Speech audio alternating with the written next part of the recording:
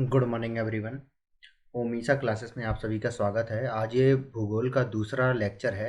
इस वाले वीडियो में हम बात करेंगे जो भारत के भौगोलिक विभाजन के बारे में। एक एक करके मैं सारी बातें आपको बताऊंगा। ये वीडियो बहुत ज़्यादा लंबा नहीं होने वाला है और आगे जो वीडियो होंगे उनके बारे में ये वीडियो बहुत ज़्यादा लंबा नहीं होगा। और मैं बहुत ज़्यादा लंबे वीडियो अभी नहीं बनाऊंगा और धीरे धीरे करके जब जियोग्राफी के मेन चैप्टर आएंगे तो वो वाले वीडियो जो होंगे वो लंबे बनेंगे। तो आगे चल के मैं एक एक करके आपको सारी बातें आपको मैं बताता हूँ। तो सबसे पहले आपको ये बताता हूँ कि अगर मैं भारत के भौगोलिक विभाजन के बारे में अगर मैं बात करूँ तो इसको हम 6 भागों में बांट सकते हैं। सबसे पहले हम देखेंगे उत्तर का जो हिमालय पर्वत है उसके बारे में हम जानेंगे। उत्तर में हिमालय का विशाल जो पर्वत है वो मिलने वाला है आपको। उसके बाद अगर मैं दूसरे नंबर की बात करूँ तो भारत के जो गंगा और ब्रह्मपुत्र के जो विशाल मैदान हैं इनके बारे में मैं बात करूंगा, जिसमें भारत की जो सबसे ज़्यादा पॉपुलेशन है इसी क्षेत्र में निवास करती है। अगर मैं तीसरे अगर मैं भाग की बात करूं तो इसमें भारतीय मरुस्थल के बारे में हम जानेंगे, और जिसमें आपको थार डेजर्ट जो है राजस्थान में मिलने वाला है इसके बारे में हम जानेंगे। चौथे भाग में हम बात करेंगे प्रायद्वीपीय पठार का, और पांचवें भाग में हम बात करेंगे तटीय मैदान का, और छठवें भाग में हम बात करेंगे जो भारत के द्वीप समूह हैं इनके बारे में हम चर्चा करेंगे।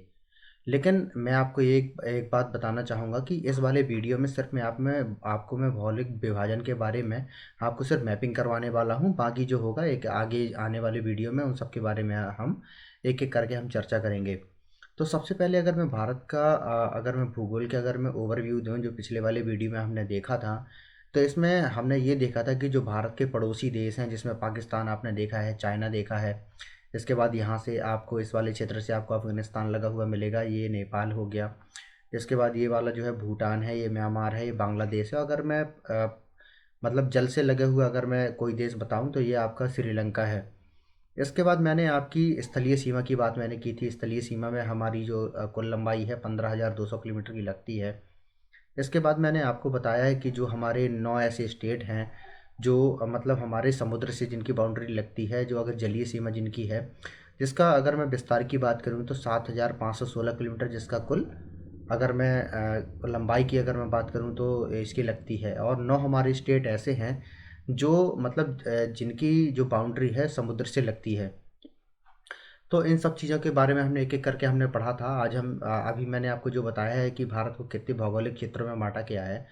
तो इसमें हम सबसे पहले हम मैं आपको ये बताता हूँ। देखिए अगर मैं ये बात करूँ तो यहाँ जो पूरा आपको काराकोरम लद्दाख, इसके बाद जो आपका बृहद हिमालय मिलने वाला है, ग्रेटर हिमालय मिलने वाला है। इसके बाद जो शिवालिक है, लघु हिमालय है, ये सारी जो सारी पर्वत श्रृंखला हैं यहाँ मिलने वाली हैं। तो ये वाला जो हमारा जो अगर मैं ये बात करूँ तो पूरा जो नॉर्थ है हमारा पर्वतीय क्षेत्र मिलने वाला है। इसके बाद अगर मैं दूसरे भाग की बात करूँ तो जो हमारे विशाल मैदान है, क्योंकि जब ये बहुत ऊंचे पर्वत हो जाते हैं तो यहाँ पे ग्लेशियर जमा हो जाते हैं, क्योंकि हमारे देश में मानसूनी वर्षा तो होती ही है। लेकिन गंगा और अगर मैं ब्रह्मपुत्र नदियों की बात करूँ तो इनका जो पानी बहुत सारा जो है ग्लेशियर से भी आता है। तो जब ये ग्लेशियर से आता है तो इन नदियाँ ये जो नदियाँ हैं हमेशा जो पानी से लबालब भरी रहती हैं। इस वजह से ये जो क्षेत्र है बहुत ज़्यादा उपजाऊ हो जाता है, और क्योंकि इसमें जो सहायक नदियाँ भी हैं वो भी सदा नीरा नदियाँ हैं। और ये वाला जो क्षेत्र है ये पानी मतलब ये तिब्बत के पठार से यहाँ से नदी आती है। ब्रह्मपुत्र की बात करूँ तो, और यहाँ पे ही हमारा जो दुनिया का सबसे बड़ा डेल्टा बनता है, सुंदरवन डेल्टा। तो ये वाला क्षेत्र जो है दुनिया का सबसे ज़्यादा उपजाऊ मैदानों में से एक पाया जाता है। अगर मैं दुनिया की टोटल जनसंख्या की बात करूँ तो लगभग दुनिया की 8% जनसंख्या जो है वो गंगा और ब्रह्मपुत्र के अगर मैं मैदानों की में निवास करती है। इसका अगर मैं थर्ड पार्ट देखूँ तो थर्ड पार्ट में हम देखेंगे जो ये डेजर्ट है। अगर मैं थार डेजर्ट की बात करूँ तो ये इंडिया में कम और पाकिस्तान में ज़्यादा पाया जाता है। अगर मैं क्षेत्रफल की बात करूँ तो लगभग 60% पाकिस्तान में पाया जाता है और 40% जो है इंडिया में आपका पाया जाएगा। इसके बाद हम बात करेंगे जो डेक्कन प्लेटू है। डेक्कन प्लेटू में आपका जो प्रायद्वीपीय भारत है ये वाला जो क्षेत्र आएगा, डेक्कन प्लेटू आएगा ये वाला जो क्षेत्र है, क्योंकि ये वाला जो है तीन तरफ से जो पानी से घिरा हुआ है इसलिए हम इसको प्रायद्वीपीय भारत भी कहते हैं। प्रायद्वीपीय भारत को हम दो भागों में और तीन भागों में भी बांट सकते हैं। जिसमें एक तो है आपका जो बीच वाला स्थान जहाँ पे वर्षा बहुत कम होती है। इसके बाद जो होता है पश्चिमी घाट। पश्चिमी घाट में बहुत ज़्यादा वर्षा होती है। और इसमें जो तीसरा पार्ट है इसका है पूर्वी घाट। क्या होता है कि यहाँ पे एक मतलब ये घाटियाँ पाई जाती हैं जिनकी लंबाई भी बहुत मतलब काफ़ी ऊंची भी है। अगर औसतन ऊंचाई की अगर मैं बात करूँ तो ये भी ऊंची है और यहाँ पे वर्षा बहुत ही ज़्यादा होती है।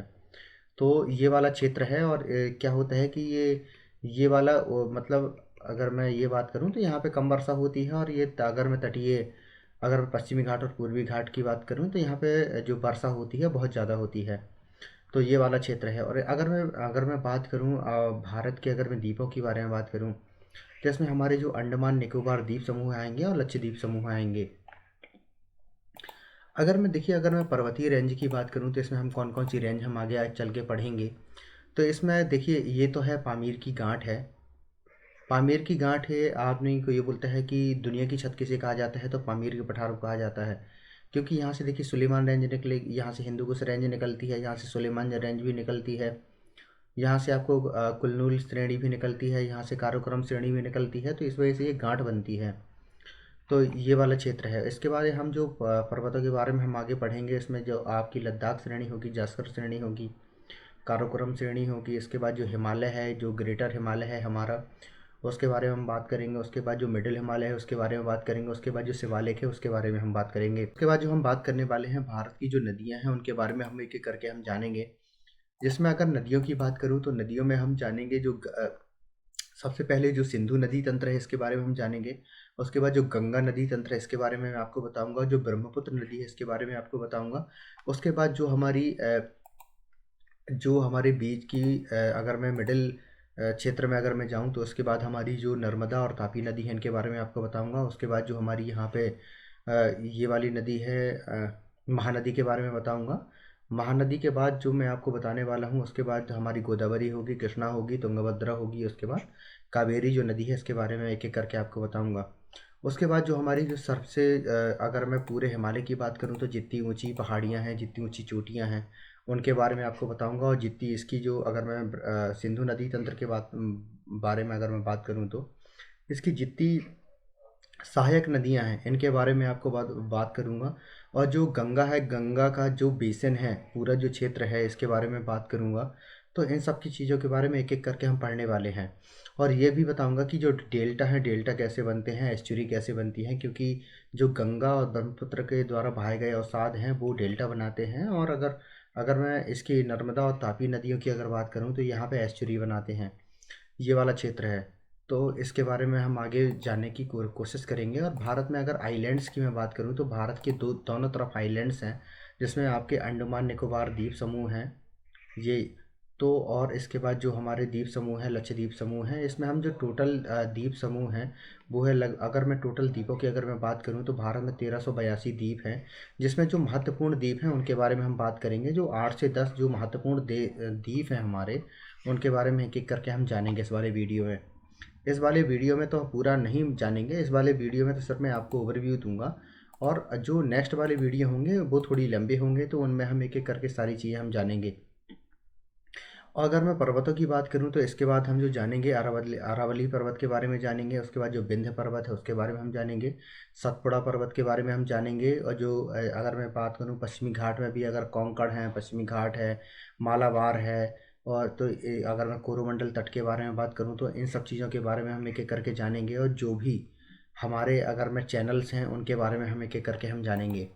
अगर मैं बात करूं तो देखिए क्या होता है कि भारत में बहुत सारी विशाल चोटियां हैं और बहुत सारे हमारे मिट्टियां हैं, उनके बारे में भी आगे हम पढ़ने वाले हैं, मतलब इस वाली सीरीज़ में। तो इंडिया की जितनी भी पूरी ज्योग्राफी है एक एक करके हम सब सारी चीज़ों की हम चर्चा करेंगे।